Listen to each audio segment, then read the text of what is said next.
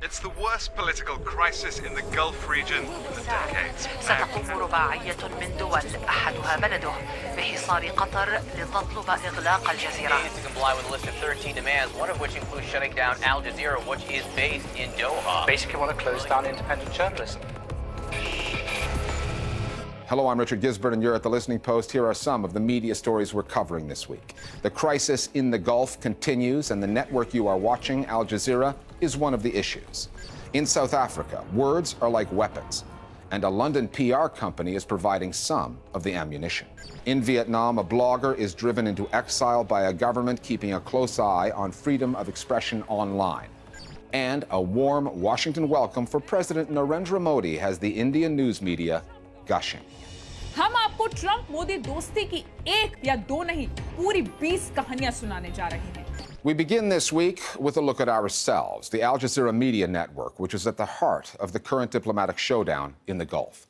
A coalition of countries led by Saudi Arabia and backed by U.S. President Donald Trump is demanding that along with making significant changes to its regional and international policies, the government of Qatar, which owns Al Jazeera, must shut the network down.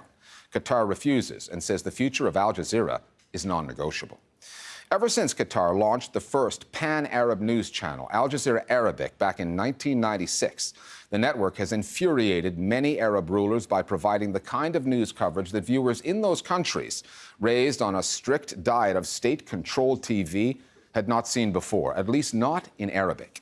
Over those 2 decades, some of Qatar's neighbors have launched their own state-funded pan-Arab TV news channels to present an alternative, more controlled narrative.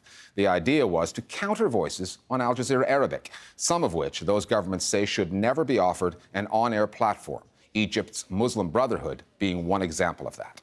There are as many angles to this story as there are governments involved, and with the Trump White House also in the mix, the implications now extend well beyond the Middle East.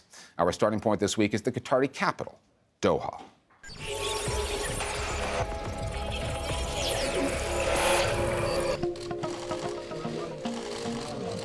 June 5th, Saudi Arabia, Egypt, the United Arab Emirates, and Bahrain all announced they will sever diplomatic ties with Qatar.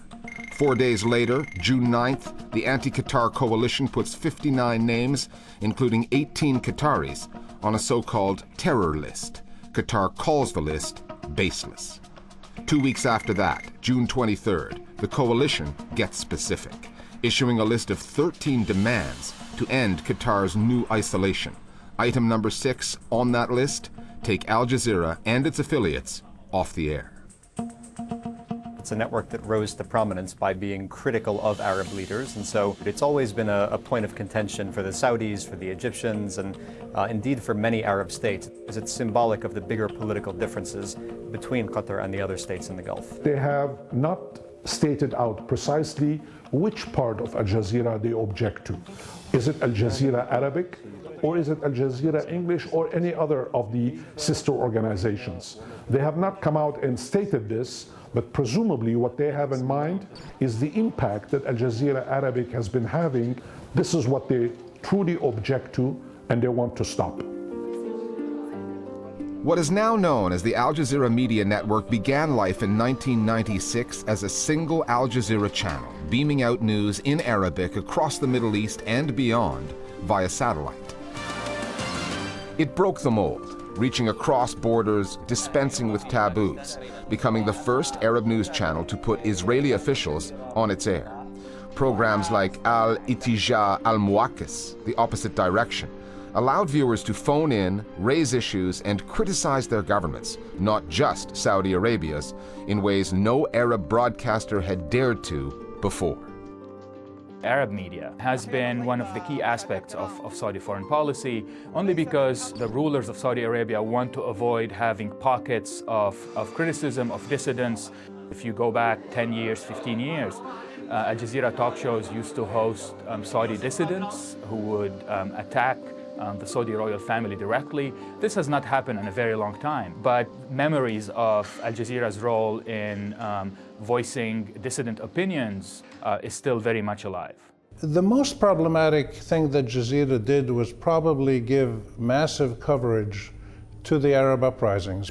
Coverage on Jazeera was so deep and wide and ongoing that it helped to trigger a sense among ordinary people all over the Arab world that they had shared grievances and that they could do something about them. They did go overboard clearly in some cases in leaning towards certain positions. They tended to be sympathetic to Muslim brothers. ويلعبون الدور الرئيسي في صناعة مستقبل مصر بعد الثورة. They gave a lot of coverage to the uprisings, especially in Syria, and this is where they probably, the Arabic Jazeera, went too far. There has been much debate over precisely why the coalition of countries has chosen to isolate Qatar, but much less debate as to why it's happening now. There's been a power shift in Riyadh. Mohammed bin Salman, the country's defense minister, is the new crown prince, first in line to his father's throne. Just before that, the House of Saud entertained a new American president, unschooled in the complexities of the Middle East and generally untroubled by nuance of the geopolitical kind. When Donald Trump said he and the Saudis made some tremendous deals, it was assumed that he was talking about the arms trade, but he may have been referring to a promise that Washington would back the isolation of Qatar. In the 21 years that Al Jazeera Arabic has been on the air, the Saudis and their Gulf neighbors have tried other ways to blunt its news output, initially through diplomacy and then through journalism. In 2003, the Saudis put Al Arabiya on the air, a rival pan-Arab news channel based in Dubai. Other channels, including Sky News Arabia, co-owned by the UAE and the Rupert Murdoch-controlled B-Sky B, followed. There was a whole universe of pan-Arab satellite television services competing with each other to present the most credible news to a pan-Arab audience. This only lasted for about 5 or 6 years. What happened immediately after the measures against Qatar were announced is that the media of the prevailing countries immediately followed the ideological line of their own governments, and this was instantaneous. It's as if by magic, right? A magic wand has been shaken or has been pointed, and every single outlet that is Saudi or UAE owned or influenced becomes overnight extremely critical of Qatar. لماذا تفضل الدوحة دائما مخالفة القاعدة وتسعى إلى المبادرة والمناورة بعيدا عن حلفائها الحقيقيين؟ The speed and the uniformity, the homogeneity of the campaign against Qatar and Al Jazeera are irrefutable evidence of a very controlled media environment. If there is no solution at the political level, don't expect one at the media level either. And the pressure on Al Jazeera will grow instead of diminishing. Now, the fact that I am commenting on Al Jazeera now is a reflection of the fact that Al Jazeera is going out of its way to bring in someone who's been quite critical of the Qatari behavior in my writings. But this reflects perhaps a lot more attention that Qatari officials are paying, especially at Al Jazeera, aware that perhaps it is important to make sure that all viewpoints are heard and that the debate really is maintained at a very high professional level. The enemies Al Jazeera has made over the years, starting in Riyadh and Cairo, have lamentable records on freedom of the press. Their enabler in Washington is no champion of journalism either. And that's another way to look at this story. Because in the same way that politicians are judged by the company they keep, journalists and their news outlets are often judged by the enemies they make. These are countries that cannot tolerate any uncontrolled media. We've known for a long time about the media in Saudi Arabia, in the UAE being controlled by the government, the way that Mr. Sisi in Egypt has ratcheted up his control over the media. But on the other hand, look at who is standing with the Qataris. I mean, their closest ally throughout this has been the Turkish government, which over the past couple of years has closed down dozens of critical media outlets and has become one of the leading jailers of journalists in the world. So I think nobody comes out of this really well. I think what this tells you is that fundamentally this is not a dispute, this is not a crisis about press freedom, about objectivity, about bias in the media, about anything like that. It's fundamentally about power. And don't get me wrong, I mean, within Qatar, we don't have dissident media against Qatari rulers, right? But the requirement, the demand to shut down a major international broadcaster smack of censorship, of control of information that has no place anymore in the 21st century.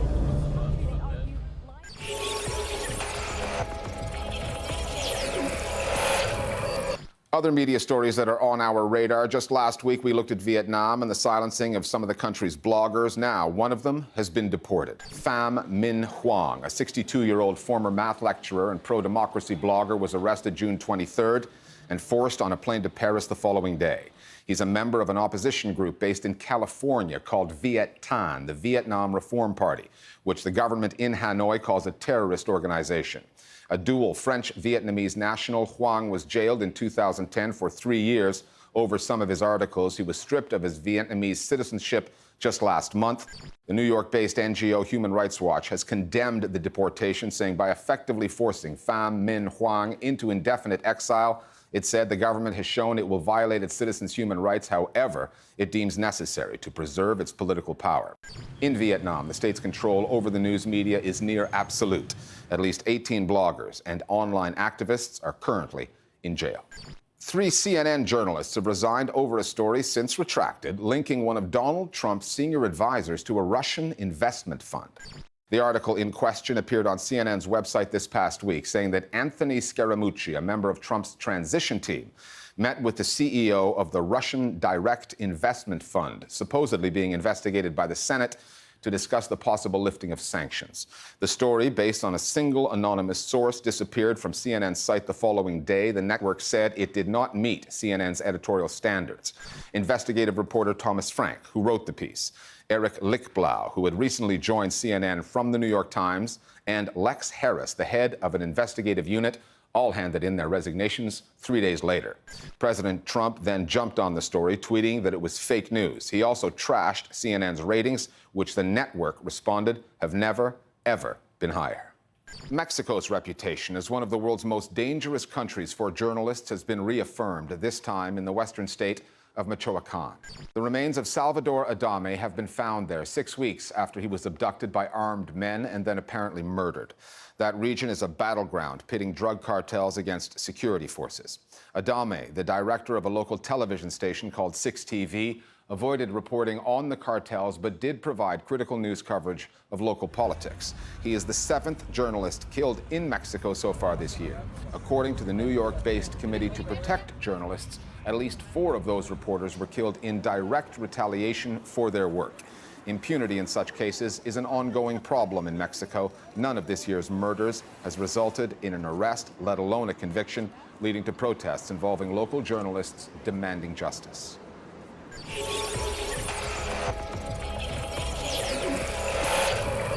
There's a war of words being waged through the South African news media, a war of buzzwords. One of those terms is state capture.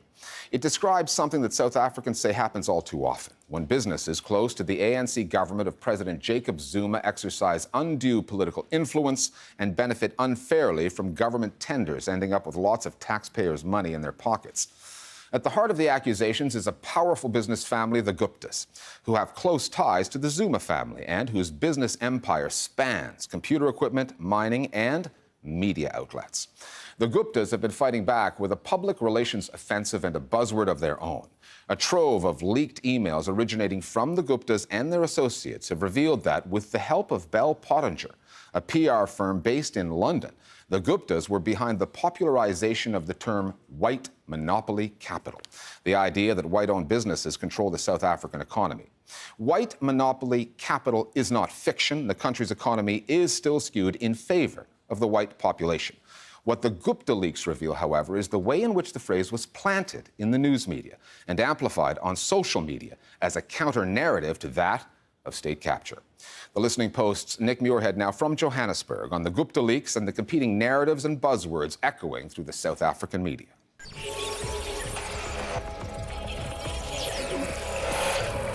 For a debate on the lack of transformation in the financial day, and we're talking about, well, capital, monopoly capital.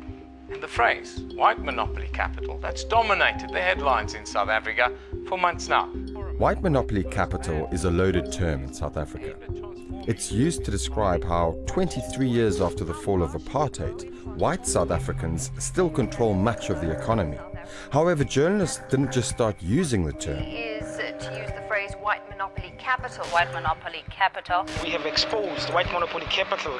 Rather, it appears to have been planted there by a UK-based PR firm called Bell Pottinger. The firm was hired by the Guptas, a controversial business family with close ties to President Jacob Zuma, a relationship so cozy it's called Zupta.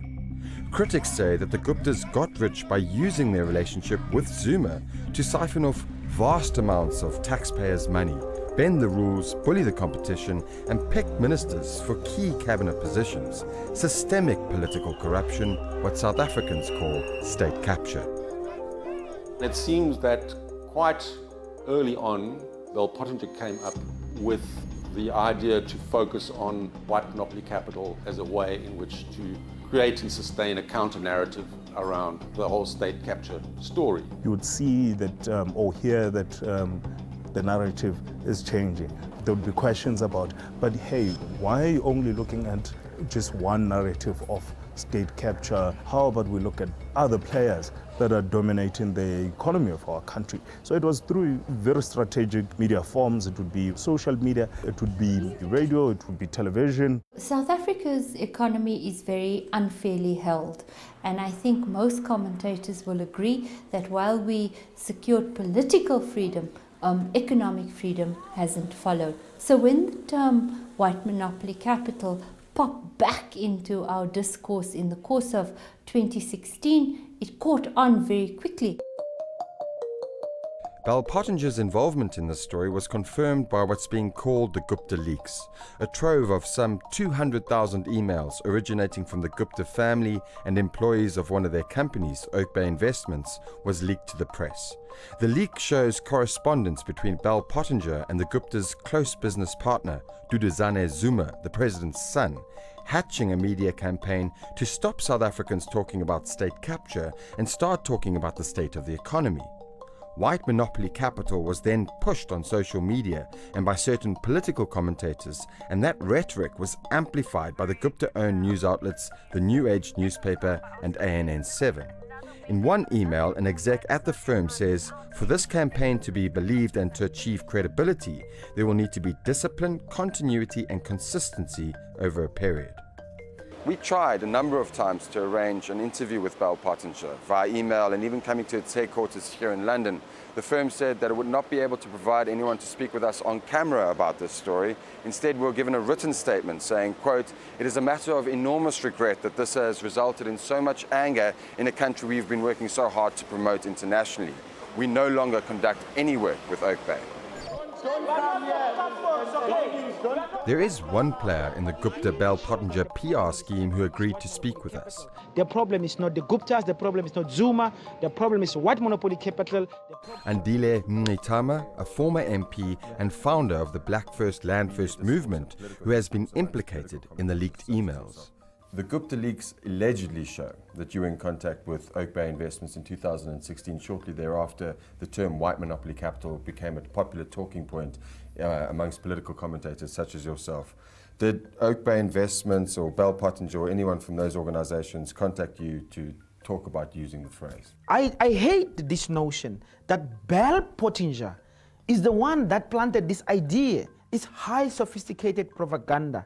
We work hard as a movement, as radicals, as black radicals, to make visible the invisible hand of white monopoly capital.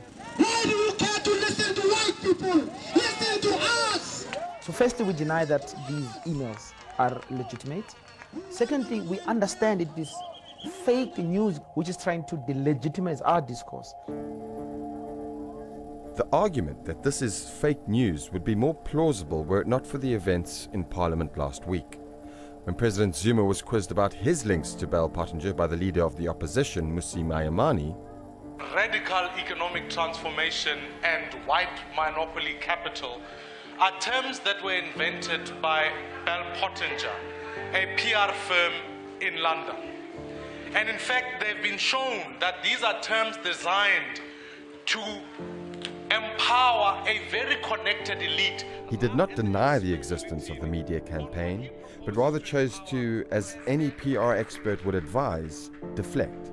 You use the words that come from London in the whole speech that we've made now. English. You say other people should not use those words. The Gupta leaks have not only revealed the troublesome links between the Zuma government and the Guptas, but also how members of the ruling party were being coached by Bell Pottinger. Like Deputy Secretary General Jesse Duarte and head of the ANC Youth League Colin Main, who went on the air and defended the Guptas, which often meant attacking the media.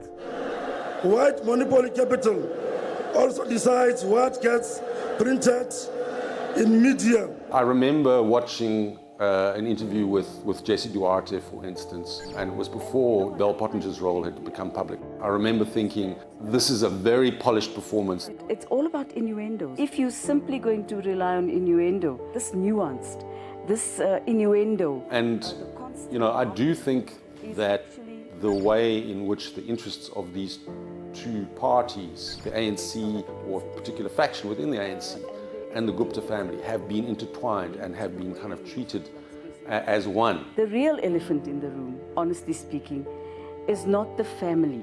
Our problem is not about one family. The Guptas are not the elephant in the room. We started seeing that the same individuals that we could link to the Guptas, either via business or they had visited the family's home, we could see that the same individuals would be the same individuals to come out and defend the Guptas.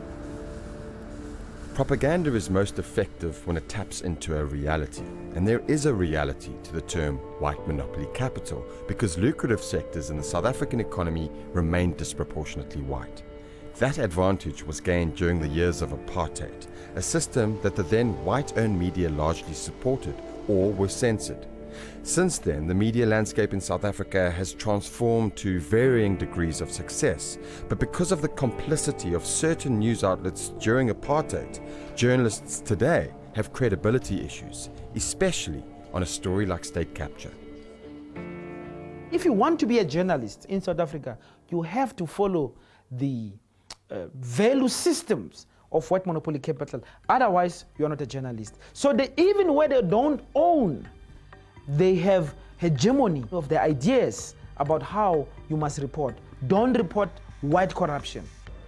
Report black corruption, then you get elevated. Do you think that now we don't cover business, understanding that backward telescope, understanding that state capture has always been the way of how businesses operated with the body politic? Perhaps not. Perhaps we write about state capture as if it's a new thing, but it's not. For me, the most Machiavellian thing they've done was to bring in Bell Pottinger and try to take a project for good, which is economic empowerment and inclusion, and turn it so viciously to their own ends. Finally, in Washington, D.C. this past week, the leaders of the world's two largest democracies met. Indian Prime Minister Narendra Modi and U.S. President Donald Trump came together in what Trump called a meeting of the world leaders in social media.